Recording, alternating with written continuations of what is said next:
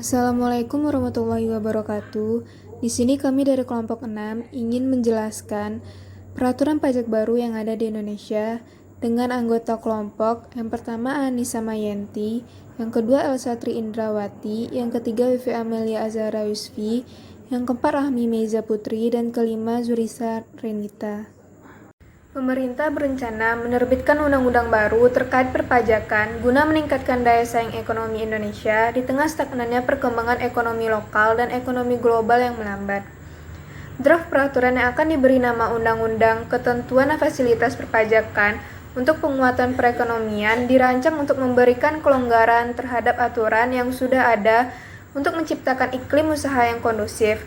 Lewat aturan baru ini, pemerintah berharap dapat meningkatkan pertumbuhan ekonomi yang selama beberapa tahun terakhir hanya berkutat di kisaran 5%. Jika rancangan undang-undang perpajakan ini disepakati oleh Dewan Perwakilan Rakyat, maka ada setidaknya 6 perubahan yang akan terjadi dan berdampak pada wajib pajak perseorangan dan perusahaan. Perubahan itu meliputi, yang pertama, penghapusan pajak penghasilan atas keuntungan investasi dividen di dalam dan di luar negeri. Hal ini berlaku jika dividen yang didapat ditanamkan kembali dalam bentuk investasi lainnya di Indonesia. Misalnya berupa perluasan usaha, penambahan kapasitas produksi, dan perekrutan tenaga kerja baru untuk menambah kuantitas produksi. Bagi investor, hal ini menjadi berita baik karena bagian keuntungan usaha mereka tidak dikenakan pajak penghasilan lagi. Yang kedua, yaitu warga negara Indonesia yang tinggal di luar negeri lebih dari 183 hari bukan wajib pajak lagi. Undang-undang yang baru akan mengatur bahwa semua warga negara Indonesia yang tinggal di luar negeri melebihi 183 hari dan sudah menjadi wajib pajak di negara tersebut, tidak lagi menjadi wajib pajak di Indonesia. 3. Keringanan sanksi pembatulan surat pemberitahuan tahunan atau SPT. Bagi mereka yang laporan pajaknya kurang bayar atau harus direvisi, pemerintah akan menurunkan sanksi yang sudah ditetapkan. Saat ini sanksinya sebesar 2% per bulan dari jumlah pajak kurang dibayar. Aturan yang baru akan menghitung persentase besaran sanksinya per bulan dengan mengikuti acuan suku bunga di pasar plus 5% dan dibagi 12 bulan.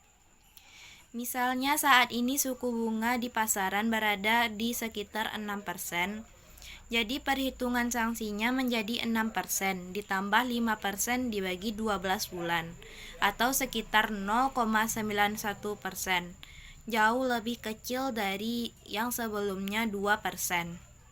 Selain itu, pemerintah juga menurunkan sanksi denda untuk laporan pajak yang tidak dibuat atau laporan pajak yang tidak disetorkan tepat waktu. Sanksi denda akan diturunkan menjadi 1% dari yang semula 2%. Baik, untuk poin yang keempat, yaitu mengenai keringanan pajak bagi pengusaha-pengusaha yang kena maupun yang belum kena pajak. Di mana hingga saat ini kita belum menemukan adanya aturan insentif pajak yang diberikan kepada perusahaan dalam melakukan kegiatan amalnya. Kita dapat mengambil contoh pada perusahaan-perusahaan yang ada di luar negeri, di mana mereka selalu melakukan kegiatan amal. Dan dari kegiatan amal inilah mereka mendapatkan potongan pajak. Contohnya adalah ketika sebuah perusahaan swasta berkontribusi dengan yayasan yang mereka miliki dalam mendukung kegiatan kebudayaan Indonesia, maka secara otomatis mereka akan mendapatkan pengurangan atau potongan pajak. Dan juga fasilitas pengurangan ini akan diberikan kepada perusahaan yang belum kena pajak, yang nantinya akan mendorong perusahaan-perusahaan lain dalam melaporkan pajaknya. Namun hingga saat ini masih kita temukan ada beberapa pengusaha-pengusaha yang dimana perusahaannya belum melaporkan pajaknya kepada pemerintah. Untuk itu dengan adanya hal ini, dengan adanya keringanan pajak ini, maka diharapkan kepada pengusaha-pengusaha untuk dapat melaporkan pajaknya kepada pemerintah, sehingga nantinya perusahaan-perusahaan mereka akan. Baiklah, saya akan menjelaskan mengenai poin selanjutnya, yaitu aturan perpajakan yang lebih rapi. Seperti yang kita ketahui, saat ini banyaknya aturan pajak yang tersebar yang menyulitkan investor untuk mengerti dan memahami mengenai sistem perpajakan di dalam negeri. Hal ini membuat investor itu mengurungkan niatnya untuk menanamkan modal di dalam negeri. Nah, untuk itulah dibentuk undang-undang perpajakan yang lebih tertata dan rapi, dan di mana nantinya undang-undang ini membuat sistem perpajakan yang lebih jelas. dan rancangan undang-undang ini akan membawahi regulasi lainnya, serta rancangan undang-undang ini juga dibahas sejalan dengan revisi Undang-Undang Pertambahan Nilai, Undang-Undang Pajak Penghasilan, dan Undang-Undang Ketentuan dan Tata Cara Perpajakan. 6. Aturan pajak baru untuk perusahaan digital. Dalam aturan lama, aturan pajak tidak diatur secara khusus. Hal ini diperjelas dengan adanya aturan baru yang akan memperluas definisi perusahaan digital, tidak hanya menghadirkan fisik saja, melainkan menghadirkan keuntungan ekonomi dari konsumen di Indonesia.